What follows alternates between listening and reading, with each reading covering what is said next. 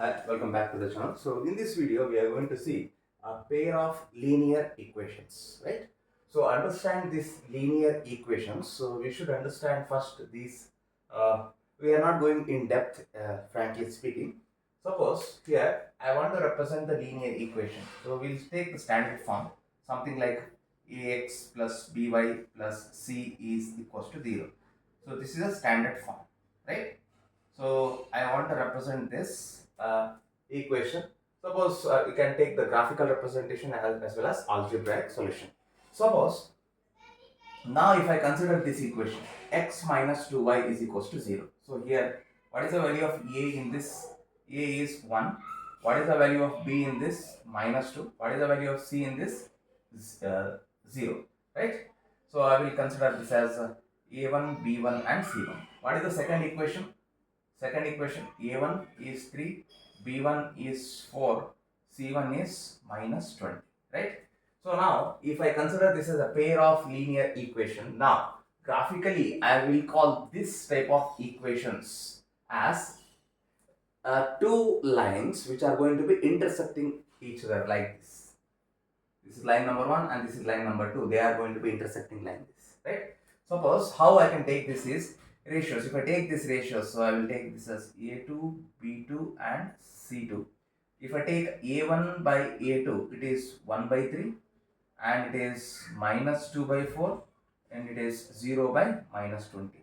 So this is not equal to this and this is not equal to this. So at that time we call it as intersecting lines, and in the algebraic form it is having only one solution, that is unique solution. Two lines intersecting at a single point, we will call it as single point.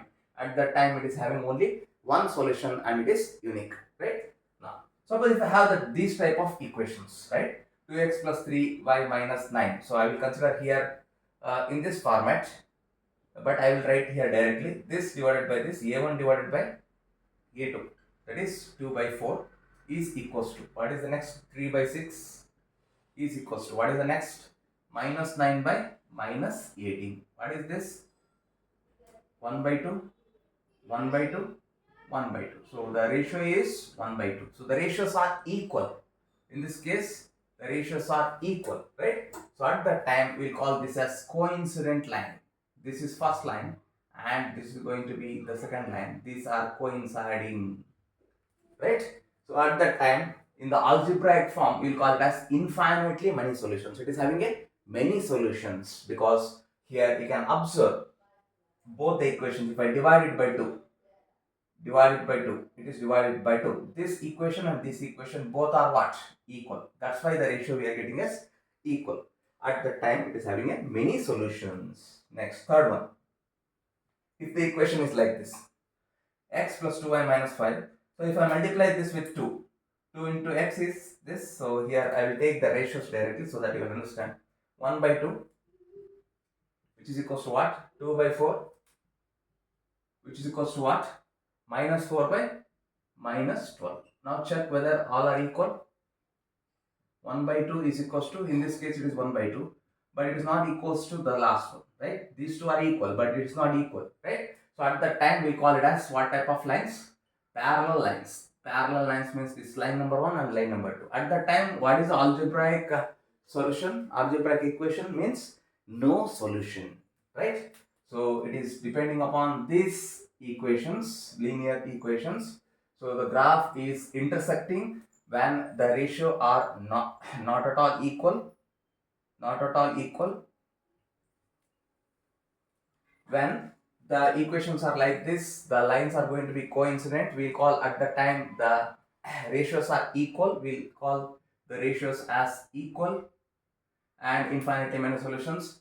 So in this case, the parallel lines, there is a no solution existing for the linear equation. So since these are appearing in case of pair of linear equations, pair of equations, so it is called as pair of linear equations. So we are concentrating more on this algebraic part in the next continuation part of this, right? So we'll see here algebraic methods to solve a pair of linear equation. So we'll see that. For that you should understand what exactly, if the lines are parallel, if the lines are coincident, if the lines are intersecting at one point, that you should know, right? So with the help of this table only, we are going to see all the problems. So in the exam also, they will be giving the problems which are associated with what we have just written on the board, that is intersecting, parallel and coincident. If it is intersecting, how many solutions? Only one solutions. If it is coincident, how many solutions? Infinitely many solutions, because at that time the ratios are equal. If it is parallel, at that time, since both are parallel, we can't have a common solution. At that time we'll call it as a no solution, right? So we'll write that and we'll continue with the problem. What is that? We'll write here. So if it is what is the first one? Intersect, at that time many solutions. If it is coincident, at that time uh, if it is coincident, at that time it is unique solution, means single. If it is the last one, what is the last one? Intersect, coincident and it is parallel, means no solution. So with the help of this, we'll continue the next part. So here, that you can remember, you'll see the first problem. We'll call it as substitution method. So we are going to see the linear equation with substitution method, right? So here we'll take the first problem. So very simple problems. 7x minus 5y is equals to 2. X plus 2y is equals to 3. So they have given this pair of linear equations. We should solve this by using the substitution method. How we can take this now? I'll call this as equation number 1, equation number 2. Equation 2 can be written like x is equals to 3 minus 2y, right? I will call this as equation 3. What you should do now? Put 3 in which equation? Equation number 1 for x. So what is the value of x now? 7 into x. X value is 3 minus 2y minus 15y is equals to 2. So 21 minus 14y minus 15y is equals to 2. So it is minus 29y. If you take this 21 this side, it is going to be minus 21. So minus 21 and plus means it is minus 19. This and this will get cancelled. What is the value of y? Y value is nothing but 19 divided by 29. So y value is 19 divided by 21, right? Then if you substitute this value in equation number 3, what you will get? X equals to 3 minus 2 into y. What is the value of y? 19 divided by 29. So how we can solve this? So just take the LCM, 29. So 29 into 3, how much? So it is 87 minus 38. What is 87 minus 38? So it is 9 and 7 minus 3 is 4. 49 divided by 29. Is it correct? So it is 7 3 is a 7 3 4. Correct. So 29. So what is the value of x now? 49 divided by 29. So this is how we can obtain the value of x and y. We have just found out the x and y by the help of substitution method, right? So now we'll see one more problem so that you will understand. We'll take the little bit difficult problem compared to this one. So that difficult means different problem, not difficult.